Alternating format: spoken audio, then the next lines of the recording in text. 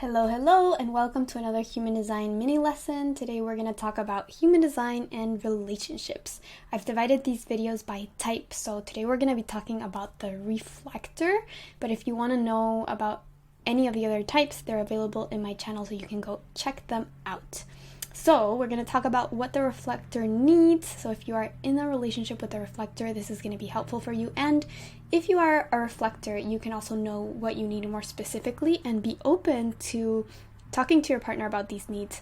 You know, a lot of the times when we have issues in the relationship, it's because we really are not understanding that the other person has completely different needs than we do, and it's impossible to know unless we communicate about them. So I hope this video helps you in understanding your own needs or understanding your partner's needs, and that it can take your love relationship to the next level. So before I jump into the reflector needs, let me introduce myself. My name is Trini. I'm a self-knowledge guide and human design specialist. Check out the links below for more opportunities to learn with me. I'm going to go over a little bit more about these opportunities at the end of the video, but for now, I want to thank you for being here.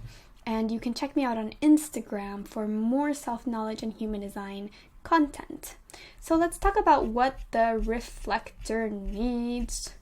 Okay, so what the reflector needs in a relationship. First of all, they might have trouble recognizing what is them and not them. So remember, the reflector is a reflector in human design because there's no real definition in their chart. There's only gates and channels. There's only gates, right?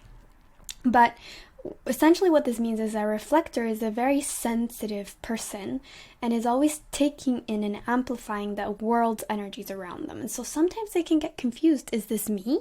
Or is this the world around me? And so it's something to have in mind that your reflector might be confused and might be taking on other people's thoughts. They might be taking on other people's identities. They might be taking on other people's stressed energy or whatever it is. And it's just good to have it in mind because sometimes you can help them kind of snap out of that. It's important to understand that they are super sensitive and that they're kind of living out whatever is going on around them. Secondly, it's so important to understand that the reflector needs ample time to make decisions, okay? They need, a lot of the times for the big decisions, they need a whole lunar cycle, a whole month or even more. But even just in general for them, their lives are at a slower pace than the rest of us. And so it's important to be patient with them, and it's important to encourage them to take all the time they need to make their decisions, to not rush into anything, because that's going to probably end up in being something that they regret. They're not going to feel like they're in the right place, like they made the right decision. Okay, what else? It's important for you to understand how they change in respect to the environment around them. The reflector is a person that is meant to be kind of a calibrator of our society, a calibrator of the groups and the way that we are living in our lives. And so they are going to be reflecting the energies that are around them at all times. So if you find that a reflector is not doing well, then that's a very good indication of the environment around them. A lot of the times it doesn't have to do with them. It has to do with what's going on around them. And so that is really important to understand that you can help your projector by helping them to find the right place to be, the right place with the right people that makes them feel good, because that's going to be the place where they're going to thrive. If you see that your reflector is not doing well, maybe it's time to pick your things up and change environment. Maybe it's time to find a new group of people, because that's going to help your reflector thrive.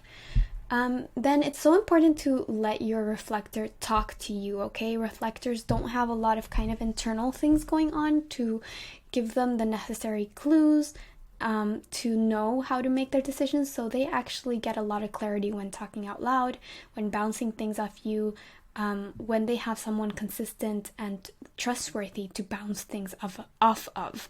So allowing them to talk, not being annoyed when they want to talk or when they talk a lot, is so helpful for them. Also, for reflectors, dependency can be an issue. A lot of the times they can get, very attached to your energies since they feel them so deeply. So just to have this in mind, maybe it's good to take space to always be checking in with each other of how the relationship is feeling, to, make sure that you are all making your own decisions, that you're both tapping into your own sense of self and well-being. and, you know, keeping that in check. Also, it's important to know that with an undefined sacral, of course, the reflector has an undefined everything, but that undefined sacral will give them a fluid sexual energy. It will mean that their sexual energy is not going to be consistent. It's going to change with each partner, and it's going to change even with you, with the same partner, from time to time. So they're going to be fluid in their sexual energy, and that can be a good thing. It can be something that encourages you to just kind of follow their lead and see what comes out. It can be surprising, but to not expect them to have consistent sexual energy is important.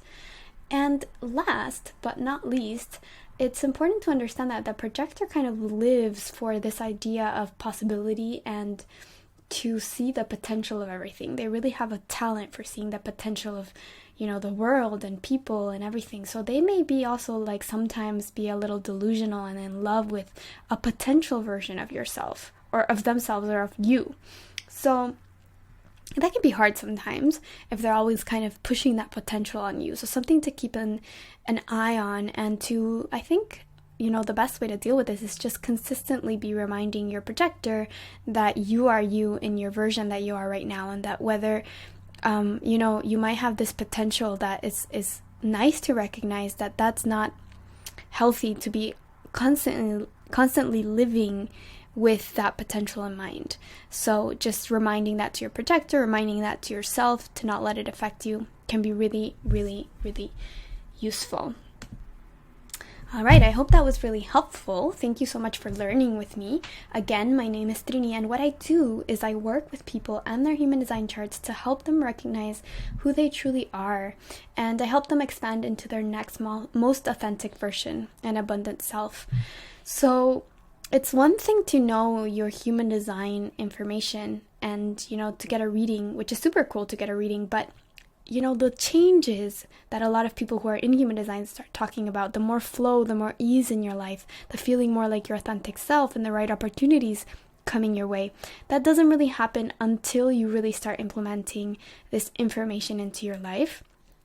So that's what I'm passionate about doing, actually taking the info, helping you make the necessary changes, the behavioral changes in your life so that the changes can start happening. So I have mentorship programs for that. You can check them out below. You can check the links below for all the different options of working with me. I want to thank you so much for being here, and I love you so much. I'll see you in the next video.